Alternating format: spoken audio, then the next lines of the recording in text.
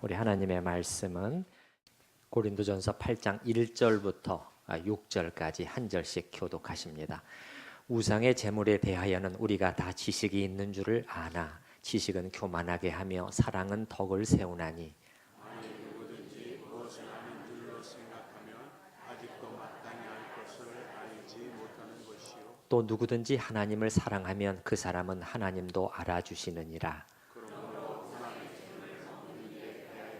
우리가 우상은 세상에 아무것도 아니며 또한 하나님은 한 분밖에 없는 줄 아노라. 비록 하늘에나 땅에나 신이라 불리는 자가 있어 많은 신과 많은 주가 있으나 그러나 우리에게는 한 하나님 곧 아버지가 계시니 만물이 그에게서 났고 우리도 그를 위하여 있고 또한 한 주 예수 그리스도께서 계시니 만물이 그로 말미암고 우리도 그로 말미암아 있느니라.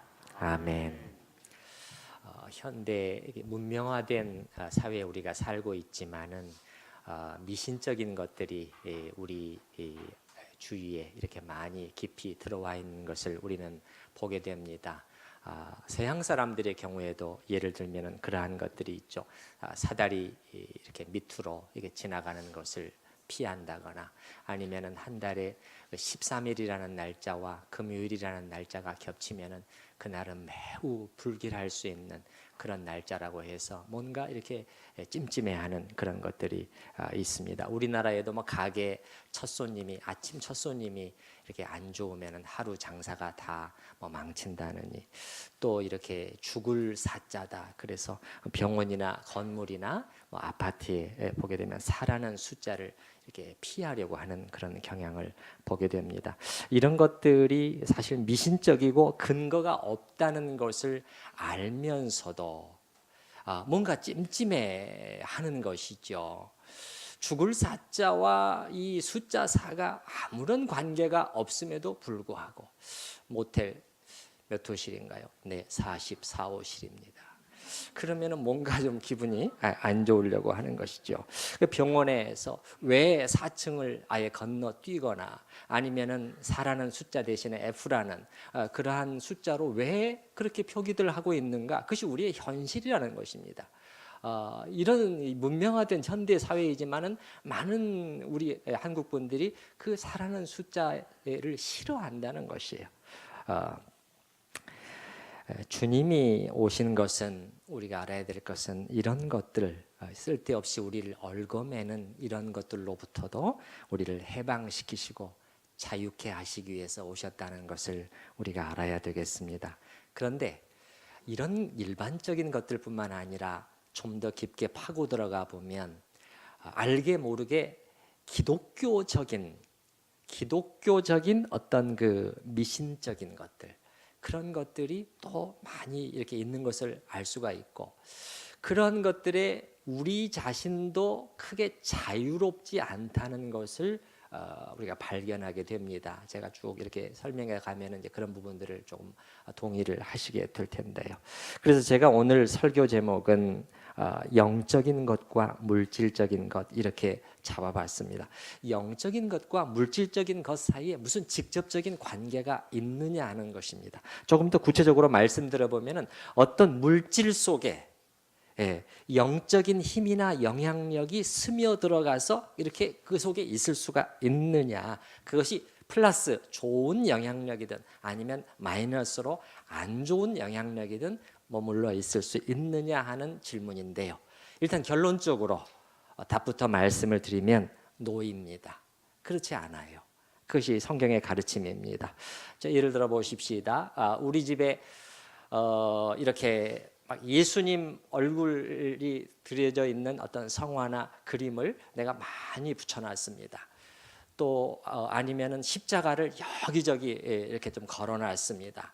그러면은 이제 우스갯소리로 하는 말이지만은 귀신이 우리 집에 이렇게 좀 들어오려고 하다가 이렇게 예수님 얼굴이 이렇게 사방에 붙어 있네.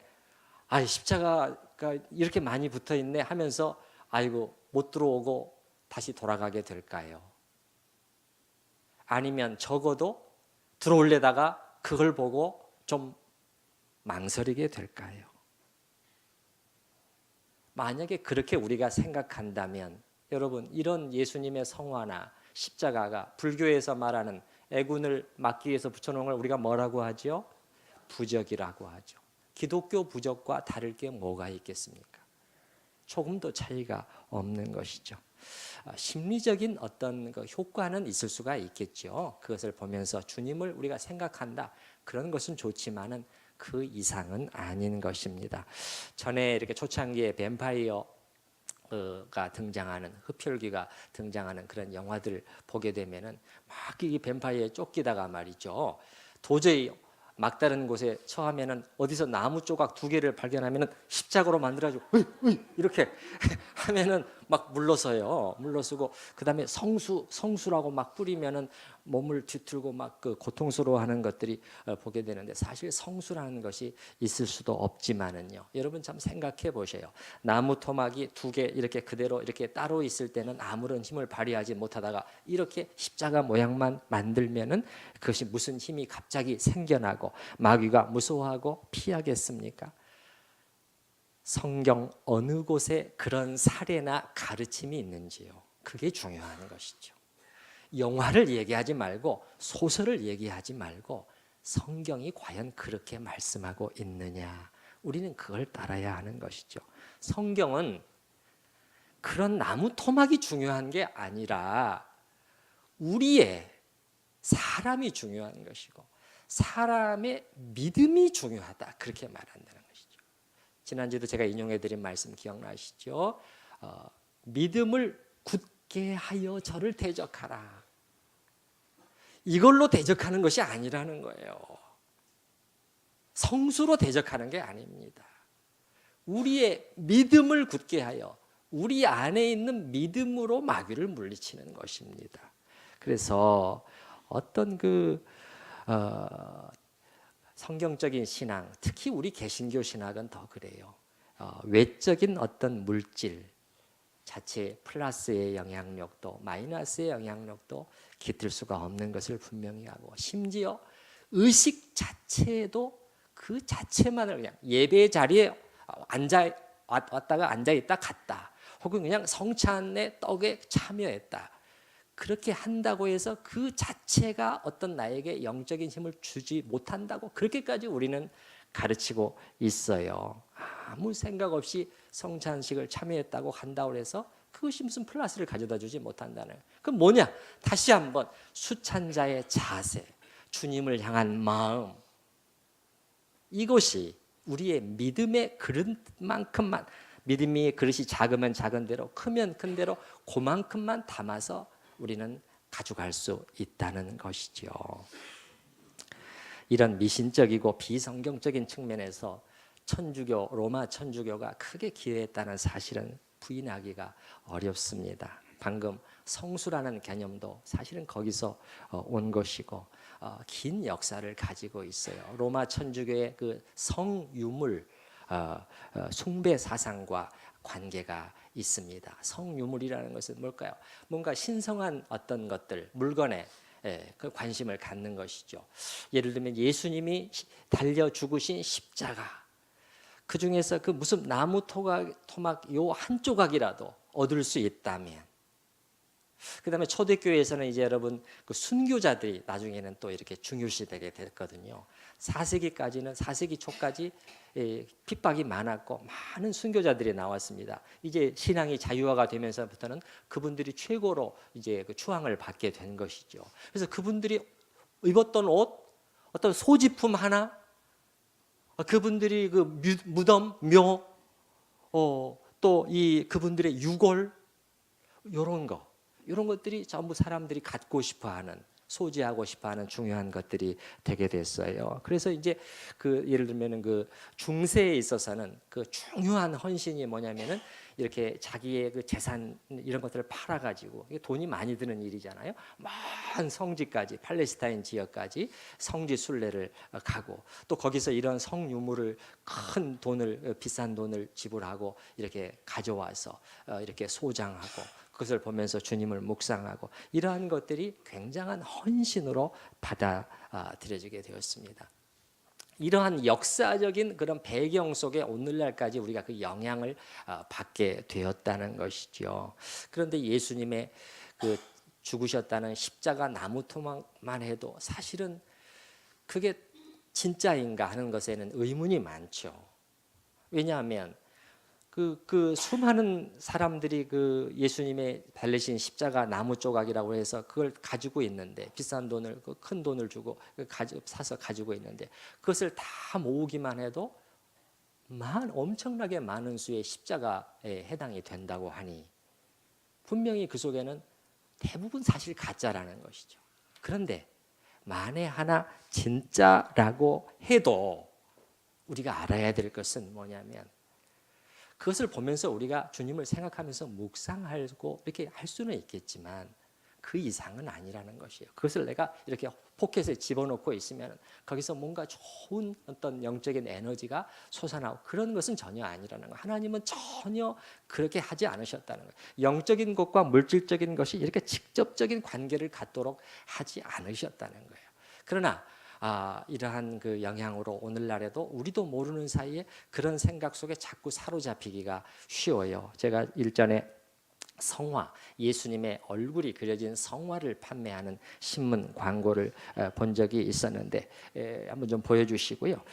그런데 이 그 성화에 이제 예수님의 얼굴을 이렇게 띄워놓으면서 문제는 뭐냐면은 여기 저 위쪽에 제목을 보게 되면 말이죠, 우리의 구원자 예수님 해놓고 그 밑에 뭡니까? 이게 예수님의 진짜 얼굴이라는 거예요. 이거 진짜다, 이거 진짜. 이제 그렇게 주장을 하는 것이죠. 그러면 무슨 설명이냐? 저기 읽어보게 되면 1982년에 한 미국 여성분이 성지 순례를 하면서 사진을 찍었는데 전혀 사진에 담지 않았던 어떤 이 얼굴이 인화가 돼서 나왔다는 거예요. 그래서 성지 전문가들한테 확인을 해봐도 이런 그림이나 이런 벽화는 전혀 본 적이 없고, 그렇게 대답을 했다는 거예요. 거기다가 이제 소위 예언의 은사를 받았다는 분들이 뭐라고 이제 말해주기 시작했냐면, 이건 진짜 예수님 얼굴이라는 아주 주님의 계시가 있었습니다. 이렇게 또 된 거예요. 그래서 이제 이러한 그 예수님 얼굴 사진을, 그림을 유포하기 시작하게 된 것이죠. 중앙 일간지에 그 하단의 광고로 이렇게 들어가는 것인데, 제가 더 놀란 것은 뭐냐면은 어디서 이걸 처음에는 피식 웃었어요. 아이고, 또 어디 정신없는 사람이 있구나. 근데 여기 보게 되니까는 PBC 평화방송 평화신문, 이거는 사실은 가톨릭의 천주교의 일종의 공식적인 기관이거든요. 참 어떻게 이렇게 이런 그 비성경적인 그러한 것을 주장을 천주교의 공식적인 기관에서 버젓이 할 수 있는가, 상당히 저 나름대로는 놀랐어요. 근데 여기 내용들을 쭉 읽어보게 되면은 말이죠, 이 그림과 함께 있으면은 예수님과 함께 있는 것이라는 거예요. 즉 주님의 임재가 그림을 통해서 온다는 것이죠. 그래서 이 예언을 거기다가 막 실어놨는데 이렇게 실어놨어요. 내 자녀들아, 이는 나의 참 모습이다. 너희 삶의 모든 나날에 이를 공경하라. 이 그림을 공경하라는 것이 사실 예수님의 얼굴 그림을 공경하라. 근데 공경한다는 이 단어가 이 사실은 예배적인 개념이 내포된 천주교적인 용어예요. 무섭죠. 또 거기에 보면은 작은 글씨로 되어 있는 것 중에서 내 백성은 이 사진으로 내 현존을 체험하게 되리라. 현존은 임재를 말하는 것입니다. 이 사진 앞에서 기도하며 시간을 보내어라 등등 이렇게 나와 있고, 저 밑에 이제 이렇게 조금 그 칸 이렇게 박스에 나와 있는 것은 잘 안 보이십니다만은 이제 사이즈에 따라서 25만 원부터 150만 원까지 이렇게 해서 금박 뭐 인조 가죽 해가지고 이제 이렇게 판매를 하는 거예요. 여러분, 이 속에는 아주 위험한 신학이 깃들어 있다는 것을 여러분이 발견하셨나요? 그림과 함께 있으면 곧 예수님과 함께 있다는 것인데, 이게 이제 임재거든요. 성령의 임재를 말하는 거예요. 예수님의 영이 임재하신다는 것이죠. 여러분, 성령의 임재하심이라는 것은 전적으로 영적인 것이에요. 그 육적인 것이 아닙니다. 이 영적인 것은 육적인 것하고 완전히 구별이 되는, 우별하는 것이 신약의 그 신학이에요. 그런데 그 성령의 영적인 역사를 육적이고 물질적인 것과 혼합시켜버려요. 물질, 그 그림이 있으면 성령이 계시는 것이고 물질, 그 그림이 없으면 성령이 안 계시는 거예요. 어떻게 이런 말도 안 되는 가르침을 펼 수가 있느냐는 것이죠. 참고로 이슬람 교회는요, 자기들이 가장 추앙하는 선지자인 모하메드의 그림을 전혀 찾아볼 수가 없다고 해요. 실제로 이슬람 사원이나 모스크에 들어가도 어디도 모하메드의 얼굴을 찾아볼 수가 없어요. 왜 그러냐? 이것은 십계명에 나오는 이 하나님께서 우상을 만들지 말고 어떤 형상도 만들지 말라는 제2계명을 준수하기 위해서라는 거예요. 그래서 신의 형상은 물론이고 예수님도 그들한테는 선지자 중에 한 명이에요. 예수님이나 모하메드의 그런 어떤 그림이나 조각도 만들지 못하도록 금했고 그걸 지켜지고 있는 거예요. 저는 생각을 해보는 것이죠. 오히려 이 잘못된 구원을 증거하는 그 종교가, 이슬람교가 우리 기독교보다도 제2계명을 더 잘 준수하고 있는 것 아닌가? 우리한테는 보세요. 방금 우리가 보셨지만은 그런 것이 공공연하게 이렇게 실시되고 있는 것을 우리가 보지 않습니까? 자, 성경에 혹시라도 그런 사례가 있는가? 어떤 물질 속에 좋은 영적인 영향력이 깃들 수 있다는 그런 사례가 있는가? 제가 찾아봤을 때는 신약 성경에서 사도행전 19장 유일하게 한 구절이었습니다. 여러분 간지를 보셔요. 간지의 첫 번째 구절을 보시면 사도행전 19장 11절 나와 있죠. 거기 보시게 되면은 하나님이 바울의 손으로 놀라운 능력을 행하게 하시니 심지어 사람들이 바울의 몸에서 손수건이나 앞치마를 가져다가 병든 사람에게 얹으면 그 병이 떠나고 악귀도 나가더라. 언뜻 보면은 우리가 방금 말한 그런 쪽을 지지하는 말씀 같지만은 여기서 중요한 것은 바울에게 임한 성령의 그 능력이에요. 임재예요. 그것이 너무나 강하다 보니까 심지어 일시적으로 그 바울이 소지한 어떤 물품에도 성령의 역사가 나타날 정도로 강력했다는 것이에요. 그것이 이제 손수건 자체가 중요한 것이 아니에요. 그래서 ESV 성경 주석에도 보면 이렇게 그걸 설명하고 있어요. 이러한 물건들, 손수건이나 앞치마는 마술용 도구가 아니었다. 그러니까 그 자체가 무슨 능력이 있어서 능력을 발휘할 수 있는 그렇게 사용된 것은 아니었다는 거예요. 정확하게 말하자면 성령이 바울을 통해 자신의 강력한 임재를 아주 강하게 드러내기를 기뻐하신 나머지 성령의 임재가 때때로 바울이 만진 물건들과 관련해서 분명히 드러났던 것이다. 그 손수건 자체의 능력이 계속해서 머물지는 않았다는 거예요. 제가 생각할 때 거의 특별해요. 확실해요. 계속해서 그러면 그 손수건 안에 그 신비한 힘이 깃들어져 있었느냐? 그건 아니었을 거예요. 그렇다면 그게 보물처럼 여겨졌겠죠. 일시적인 현상인 거예요. 바울이 떠난 후에는 이게 에베소 교회에서 있었던 일인데 바울이 떠난 후에는 그런 현상도 사라졌을 것입니다. 바울에게 임한 성령의 능력이 중요했다는 것이에요. 그래서 이 구절도 그렇고 또 이 한 구절 외에는 성경 어느 곳에도 물질 속에 어떤 영적인 에너지가 깃든다는 그러한 구절을 찾아볼 수가 없어요. 그래서 우리가 이제 그 부분을 좀 정리를 하십시다. 어떤 물질 혹은 장소 자체에도 그 자체가 어떤 그 영적인 플러스 좋은 것들을 담고 있을 수는 없다. 이 부분을 좀 정리를 해야 되겠고. 근데 이제 이 마이너스로 이걸 또 여기까지는 인정을 많은 분들은 하는데 이제 마이너스 영향력으로 가게 되면 좀 쉽지가 않아요.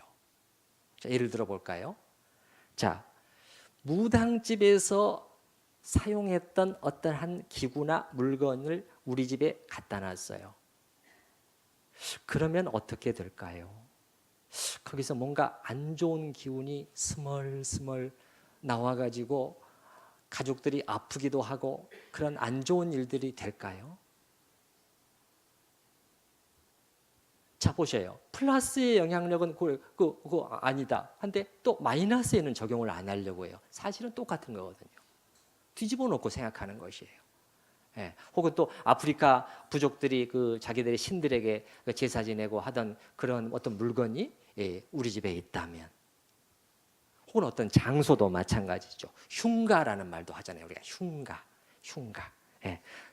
저 집에 살던 분이 자살했다. 저 집에서 계속해서 자살하는 사람들이 또 생겼다. 흉가가 된다는 거죠. 또 무당이 살던 집이다.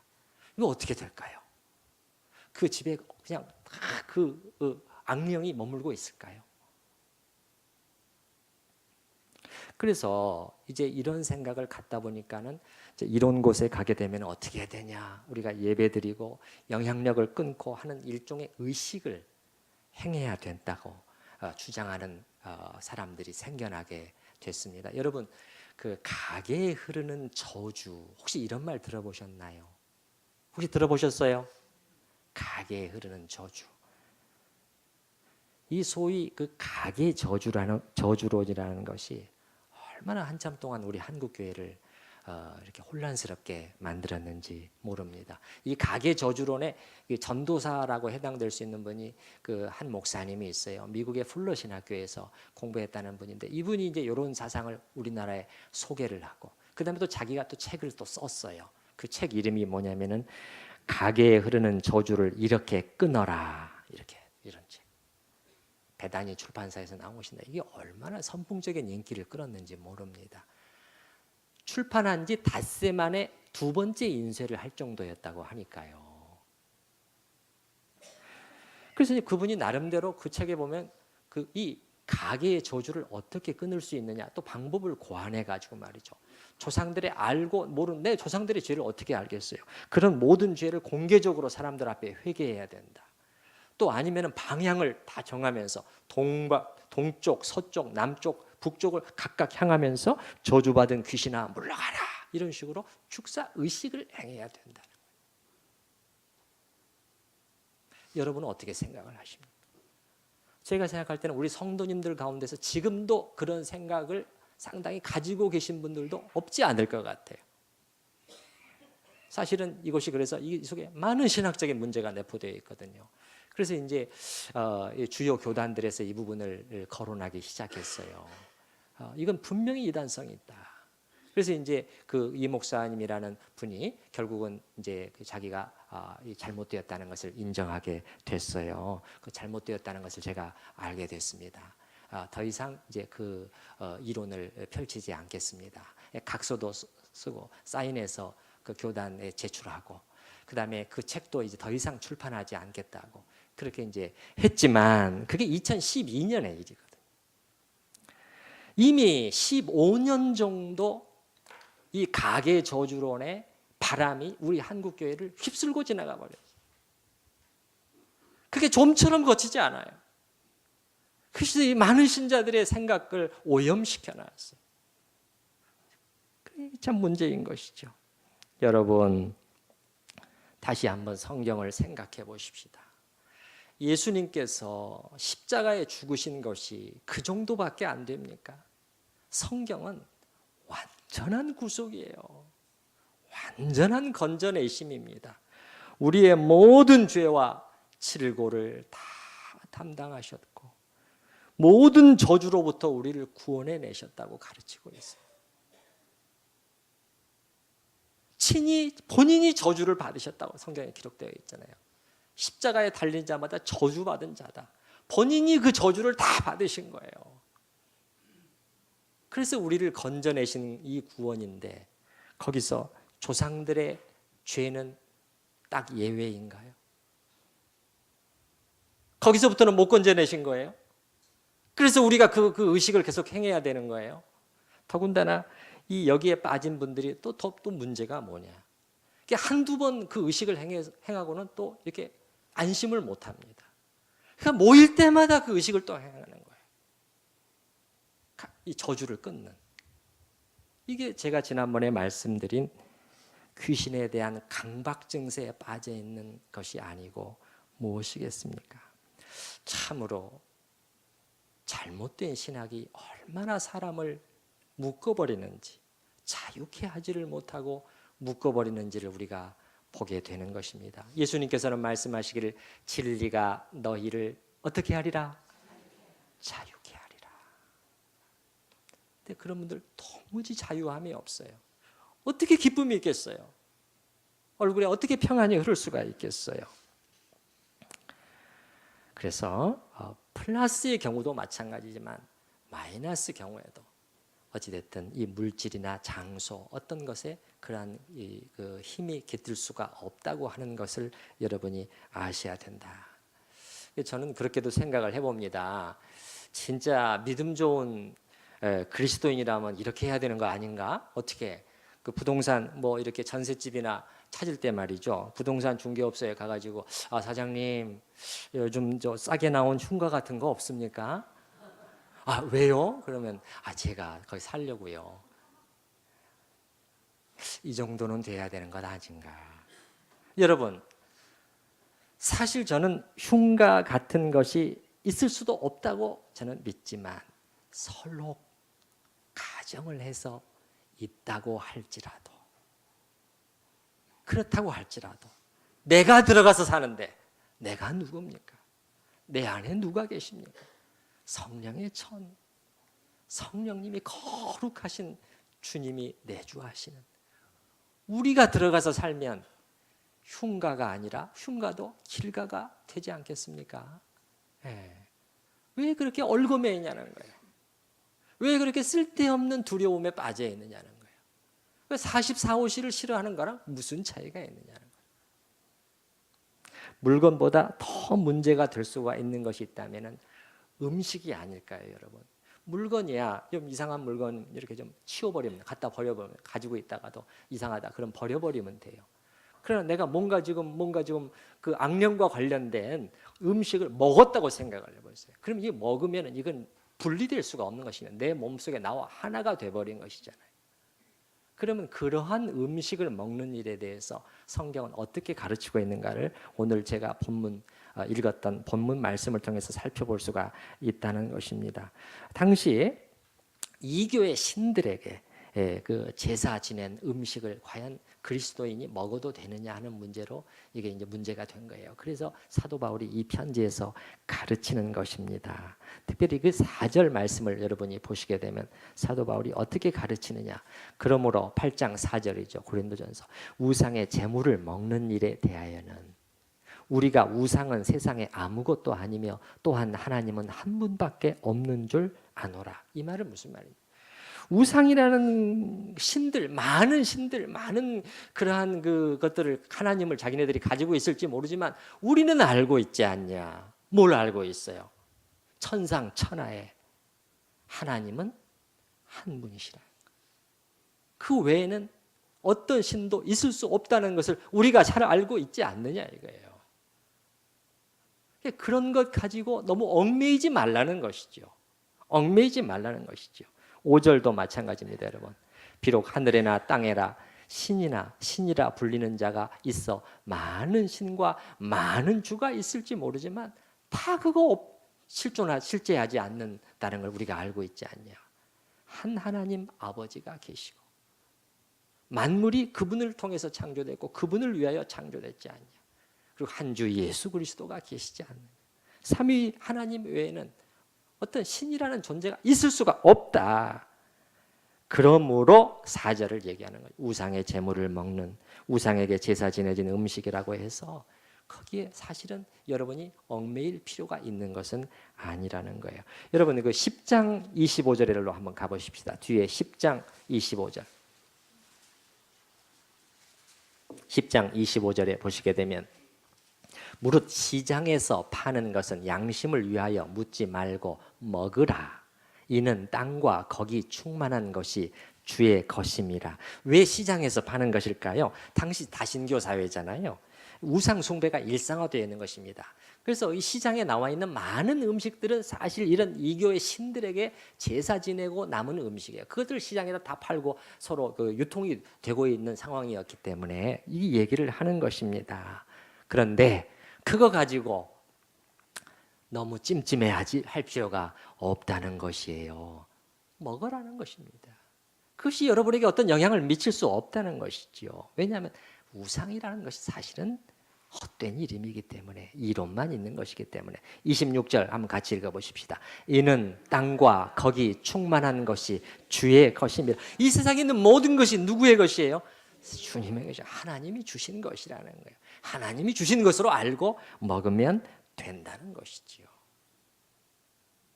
근데 사실 이제 여기서 조금 더 들어가 볼 필요가 있어요. 성경을 아는 분들은 그런데 목사님, 다른 곳에 보면 사도 바울이 우상에게 그 제사 지낸 음식을 안 먹겠다고 하지 않았나요? 맞아요. 근데 이걸 잘 알아야 됩니다. 뭐를 왜 안 먹겠다고 했느냐는 거예요. 이건 절대 아니라는 거예요. 이 우상에게 드려진 음식이기 때문에 뭔가 악령의 기운이 이 속에 들어가 있고 내 몸속에 들어가면은 몸을 아프게 하든지 뭔가 이상한 일이 생길 것이기 때문에 먹지 않겠다. 그거 전혀 아니에요. 그런 측면에서는 나는 완전히 자유하다. 다 주님이 주신 음식이 아니냐. 그러나 사도 바울이 먹지 않겠다고 하는 것은 이런 거예요.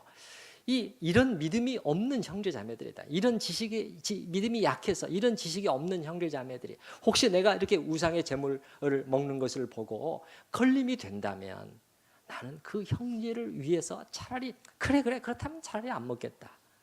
이렇게 하겠다는 것이에요. 여러분 조금 전에 읽었던 8장 우리가 6절까지 읽었지 않습니까?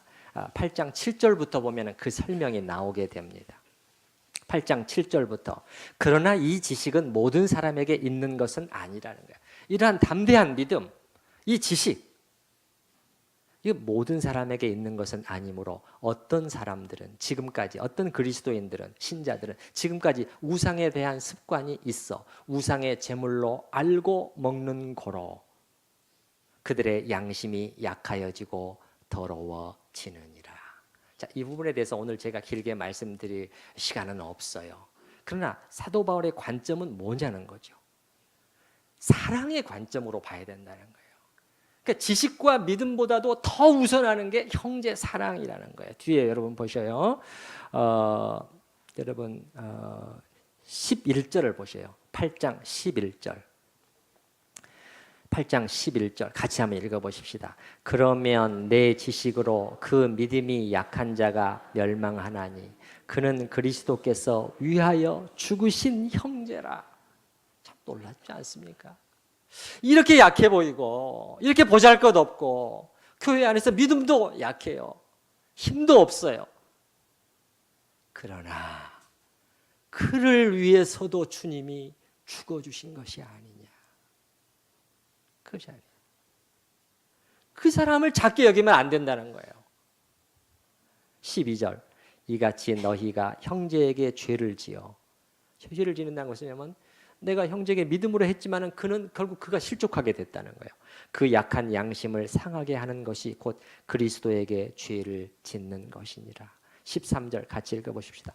그러므로 만일 음식이 내 형제를 실족하게 한다면 나는 영원히 고기를 먹지 아니하여 내 형제를 실족하지 않게 하리라. 얼마나 우리랑 생각이 다릅니까? 얼마나 생각이 달라요. 무엇이 더 중요한 것이냐. 사도는 우리에게 가르쳐주고 있는 것이에요.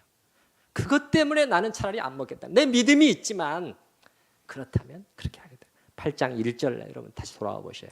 8장 1절에 같이 읽어보십시다. 우상의 제물에 대하여는 우리가 다 지식이 있는 줄을 아나 지식은 교만하게 하며 사랑은 덕을 세우나니. 우리가 이 부분까지 나아가야 된다. 여기까지 나아가야 우리는 진정으로 교회 안에서 내가 어떻게 행해야 할 바를 아는 사람이라. 그 전까지는 아직은 모르고 있다는 거예요. 아직은 주님의 마음을 모르고 있다는 거예요. 작은 형제, 작은 지체 한 명도 그를 위하여 주님이 죽으셨다는 것을 기억하라는 것이죠. 자, 다시 우리의 결론으로 돌아와서 이 이유 때문에 사도 바울은 우상의 제물을 먹지 않겠다는 것이지 다른 이유는 하나도 없다는 거예요. 먹는 거 조금도 거리낌이 없다. 시장에서 파는 거 물을 필요 없이 먹으면 된다.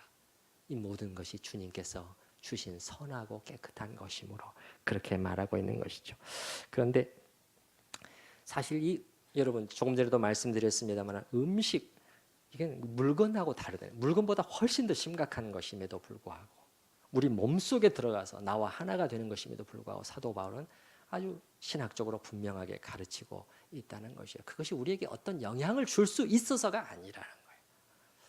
그럼에도 불구하고 사실 현실적으로 좀 찜찜한 그런 경우들이 상당히 많죠. 저도 직장 생활을 할 때 그 80년대 이 첨단의 대형 컴퓨터 시스템을 들여오면서 고사를 지내.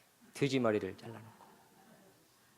그 이제 그 떡을 거기다가 차려놨다가 전 직원한테 돌리는 거예요. 본사에 전 직원한테. 우리도 왔어요. 먹을 다 알죠. 이 돼지머리 한 거 다 알죠. 그런 믿음과 지식이 제가 있었지만 그래도 찜찜하더라고요. 그래도 찜찜해요. 그것이 사실이에요. 그래서 이게 참 쉽지 않은 문제구나. 그래서 제가 전에 들었는데 어떤 고신 교단에 속한 한 목사님은 이런 것들을 사람들에게 깨주기 위해서 일부러 막 그 무당집 앞에 그 처마에 이렇게 그 명태 같은 것을 걸어놓는 모양이네요. 예, 그걸 일부러 빼가지고 막 구워 먹고, 또 이렇게 어촌에 보면은 그 제사를 많이 지내잖아요. 바다신 그렇게 많이 지내잖아요. 그 제사 음식을 일부러 막 배불리 먹고 그랬다고 그래요. 예. 그래도 물론 아무 일도 안 일어났습니다.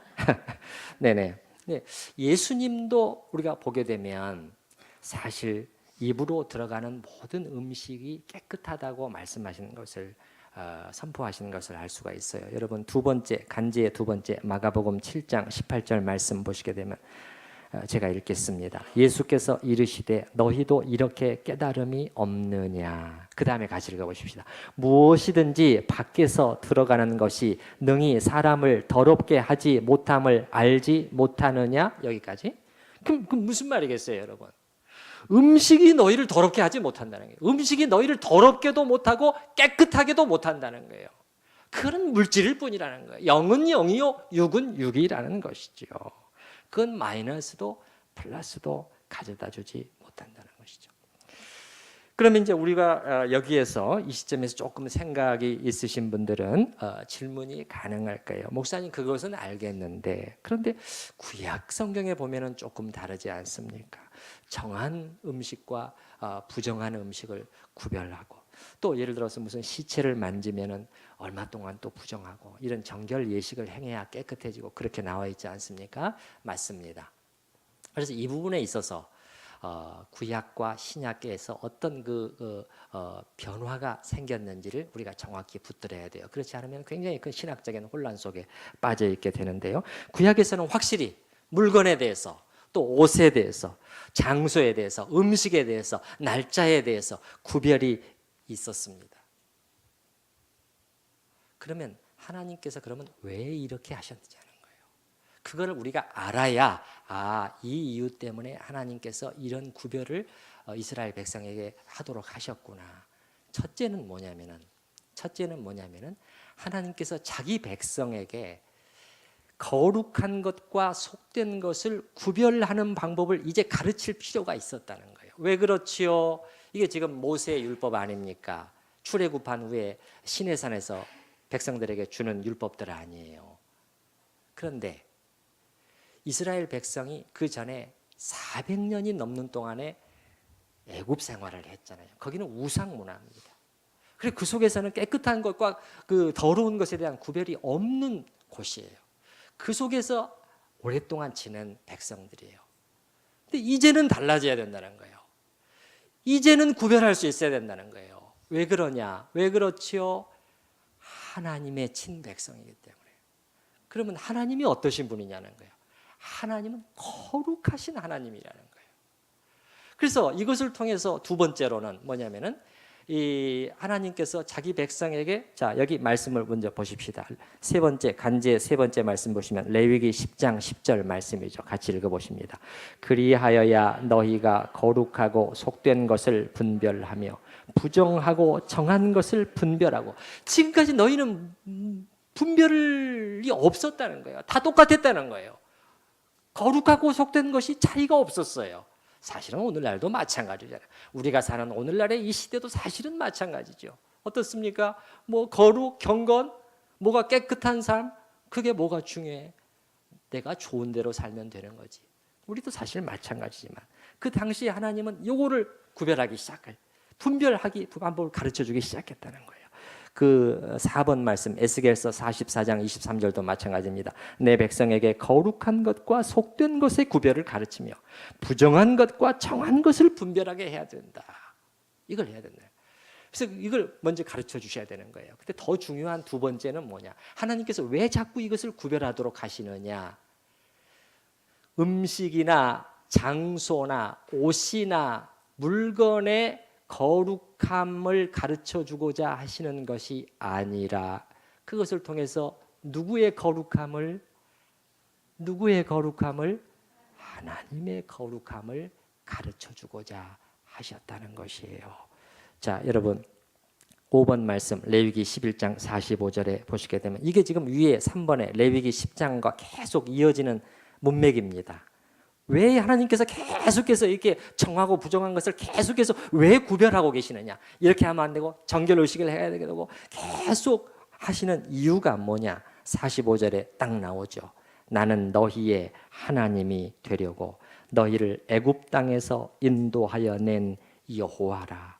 내가 거룩하니 너희도 거룩해야 된다. 이런 분별을 통해서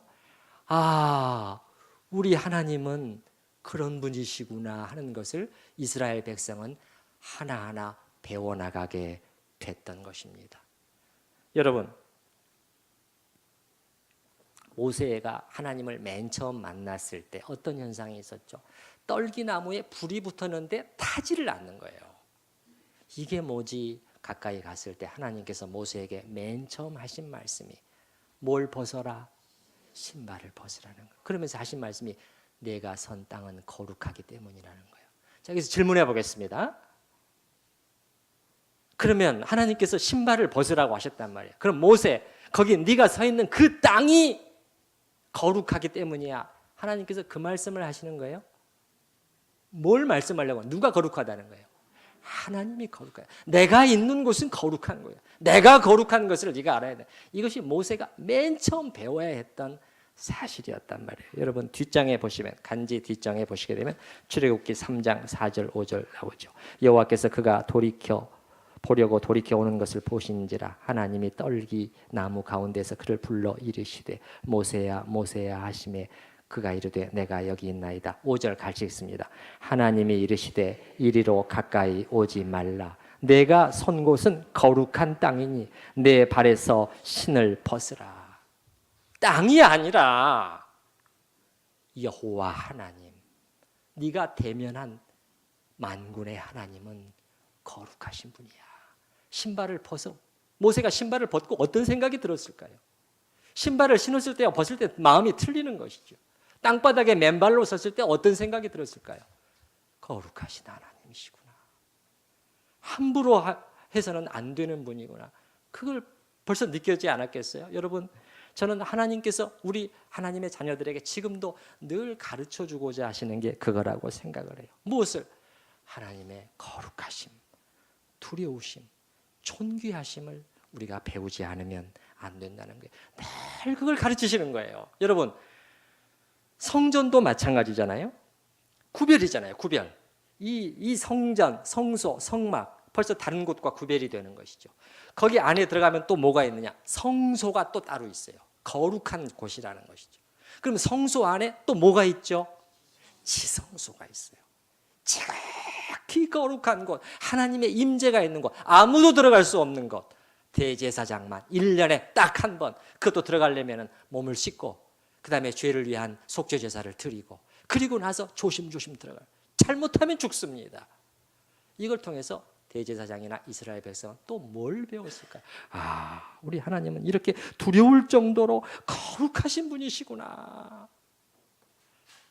가벼운 여호와라는 성호가 가벼운 성호가 아니구나. 십계명 세 번째 계명에 보면은 내 이름을 망령되이 일컫지 말라. 그렇게 말씀합니다. 우리가 하나님을 너무 가볍게 대한다면 하나님의 이름을 망령되이 일컫는 거나 마찬가지라고 저는 생각을 해요. 우리가 주일 예배 시간에 언젠가서부터 대표 기도 시간에는 움직이지 못하도록 하고 있습니다. 대표 기도가 시작이 되면 저 앞에 이렇게 뭐가 쳐집니다. 늦게 오신 분들은 거기서 서거나 그 옆에 있는 의자에 앉아서 같이 기도를 드립니다. 왜 그렇게 했을까요? 우리가 지금 기도하고 있는 분이 누구냐는 거예요. 그분이 누구인지를 알고 지금 우리가 움직이느냐는 것이죠. 작은 것이 아니잖아요. 그렇죠? 그래서 우리가 모든 곳에서 모세가 배워야 했던 것을 우리도 배워야 한다. 자, 우리의 논지로 다시 돌아와서 이렇게 구약에서는 하나님께서 당신이 택한 백성에게 계속해서 구별을 가르치셨단 말이에요. 그걸 통해서 하나님의 거룩하심을 그들에게 배우도록 하셨다. 이제 오랜 시간에 걸쳐서 이 교육이 이루어졌죠. 1000년 이상의 기간 동안에 이루어졌습니다. 그 다음에 이제 누가 오셨냐? 약속의 메시아가 오시게 된 거죠. 그분은 누구냐? 모든 것의 목표요, 완성자이시요, 실체요. 이분이 오시게 되면은 이제는 전체적인 그림이 변화가 생긴다는 것을 우리가 잘 관찰해야 된다는 거예요. 관찰을 해야 된다는 거예요. 그래서 늘 구약의 이 제사나 이런 모든 것들을 우리가 그림자라고 그러잖아요. 근데 그림자의 실체가 오신 거예요. 그럼 더 이상 제사 드릴 필요가 없는 거죠. 모든 속죄제사, 번제, 화목제, 모든 제사를 매일같이 번제 드렸지만은 이제 우리가 또 제사를 드립니까? 아니라는 거예요. 영원히 단번에 효력이 있는 제사를 그 거룩하신 몸으로 드렸기 때문에 이제는 그건 되풀이될 필요가 없다는 것이죠. 달라진다는 거예요. 구약의 그 하나님께서 가르치심과 신약에 와서 달라지는 부분을 정확히 붙잡아야 되는데 장소에 있어서도 마찬가지라는 거예요. 구약에서는 분명히 장소, 거룩한 곳이 있었습니다. 신약에서는 거룩한 곳이 없어집니다. 거룩한 곳은 대표적으로 성전이었어요. 그건 장소였습니다. 그 건물 안에 그것이 거룩하다는 거예요. 그러니까 신약에 와서 어디서 장소가 거룩해집니까? 아무 데도 없습니다. 성전의 개념도 바뀌어버리잖아요. 여기 여러 번 인용했습니다만 7번 고린도전서 3장 16절 말씀, 너희는 너희가 하나님의 성전인 것과 바뀐단 말이에요. 성전의 개념이 바꿔지잖아요. 하나님의 성령이 건물 안이 아니라 너희 안에 계시는 것을 알지 못하느냐. 장소도 바뀌고 음식도 바뀝니다. 바울의 경우 조금 전에 봤습니다. 우상의 제물까지도 얘기했습니다만 베드로도 마찬가지예요. 베드로가 사도행전 10장에 보게 되면은 하나님께서 환상 속에서 모든 율법 의식 속에서 부정하게 여기는 네 발 가진 거 기는 거 보여주시고 잡아먹으라.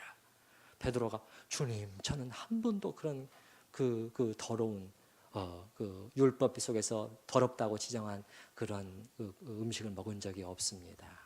하나님께서 어떻게 대답하시는가를 여러분이 보시기 바랍니다.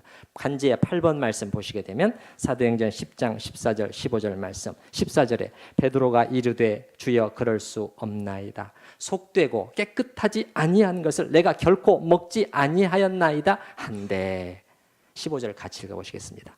또 두 번째 소리가 있으되 하나님께서 깨끗하게 하신 것을 내가 속되다 하지 말라 하더라.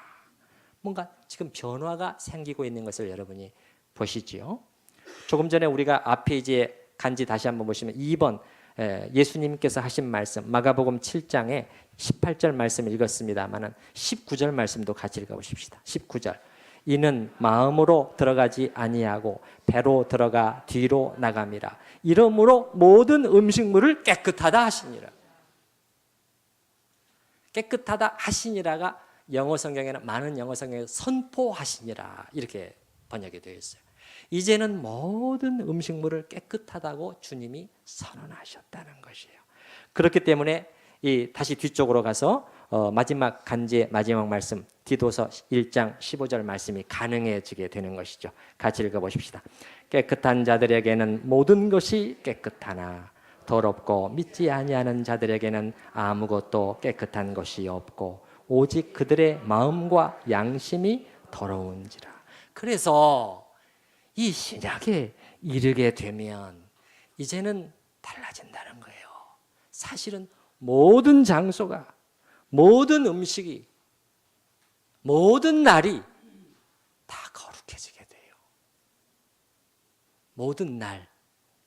우리가 안식일, 구약의 그 안식일의 개념과 신약의 주일의 개념 속에 연계성이 있는 것은 사실이에요. 그러나 이런 의미는 아니에요. 주일, 일주일 중에 주일은 하루는 거룩한 날이고 나머지 6일은 거룩하지 않은 날이다. 그런 의미는 아니라는 것을 알아야 됩니다. 모든 음식도 마찬가지예요. 그래서 음식이 중요한 게 아니다. 사도 바울은 가르치기를 먹든지 마시든지 무엇을 하든지 다 하나님의 영광을 위하여 하라. 무슨 음식을 먹고 마시는가? 그게 중요한 것이 아니라 그 음식을 먹는 너희의 마음가짐. 무엇을 위해서 먹고 무엇을 위해서 마시느냐? 무엇을 위해서 숨을 쉬고 사느냐? 이거죠. 주님, 저는 주님을 위해서 지어진 존재입니다. 주님이 음식 먹습니다만 물론 맛있게 먹어야죠. 주님, 제가 힘을 내서 하나라도 주님의 뜻대로 살기 위해서. 음식 자체가 중요한 것이 아니라는 거예요. 무엇을 먹든지 마시든지 이런 자세가 중요하다는 것이죠. 날짜와 이 관련된 부분은 제가 다음 주일에 조금 더 설명을 드려야 될 것 같아요. 특별히 이 부분이 뭐랑 또 연결이 되느냐면 우리 기독교에서 지켜지는 절기들 있잖아요. 이 절기들하고 또 연결이 됩니다. 그래서 그런 부분에서 우리가 어떻게 바른 관점을 가질 필요가 있는가는 다음 주에 제가 말씀을 드리겠습니다. 오늘은 우리가 본 관점은 뭐냐면은 물질이나 어떤 장소에 영적인 영향력, 플러스든지 마이너스든지 깃들 수가 있다, 없다? 없다고 정리가 됐습니다. 특별히 그리스도께서 오신 다음에는 우리가 기독교적인 미신들에 또다시 매이지 않도록 노력을 해야 되겠습니다. 우리가 가진 자유, 십자가를 통해서 우리에게 주어진 놀라운 자유를 빼앗기지 않도록 우리가 기도하고 또 믿음대로 살 수 있기를 바랍니다. 우리 같이 들으신 말씀 생각하면서 하나님 앞에 같이 기도하십시다.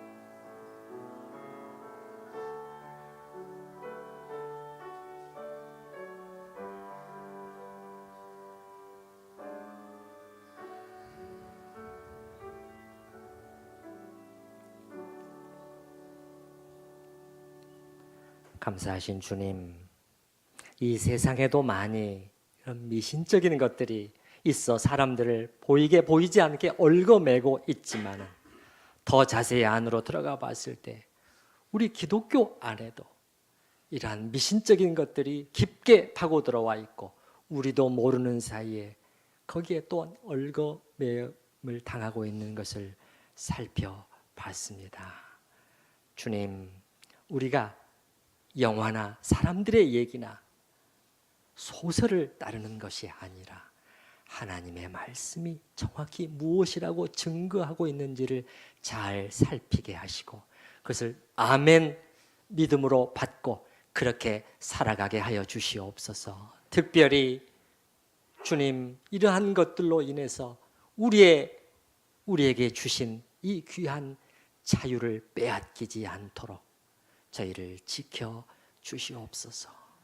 참으로 당신의 백성들에게 하나님의 거룩하심을 늘 가르쳐 주고자 하시는 주님, 저희도 그것을 배우게 하여 주시옵소서. 주님의 존귀하신 이름을 망령되이 일컫고 가볍게 대하는 어리석음을 범하지 않게 하여 주시옵소서.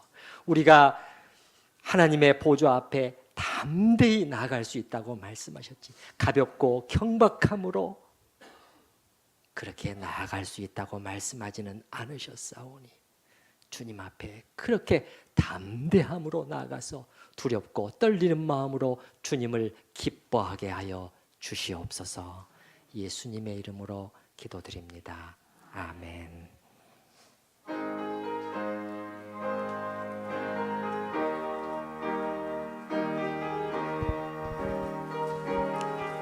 조금만 빨리. 속죄하신 구세주를 내가 찬송하리라. 내게 자유 주시려고 주가 고난 당했네. 그 신사랑 찬양하리. 나의 죄 사하려고 십자가에 죽임 당한 나의 죄 찬양하리. 3절. 승리하신 구세주를 내가 찬송하리라. 죄와 죽음 지옥 권세 주가 모두 이겼네. 그 신사랑 찬양하리. 나의 죄 사하려고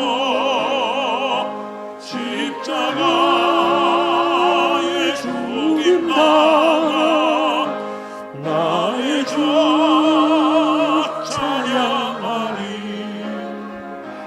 고마우신 구세주를 내가 찬송하리라. 죽음에서 생명으로 나를 인도하셨네. 그 신사랑 찬양하리. 나의 죄 사하려고 십자가에 죽임 당한 나의 죄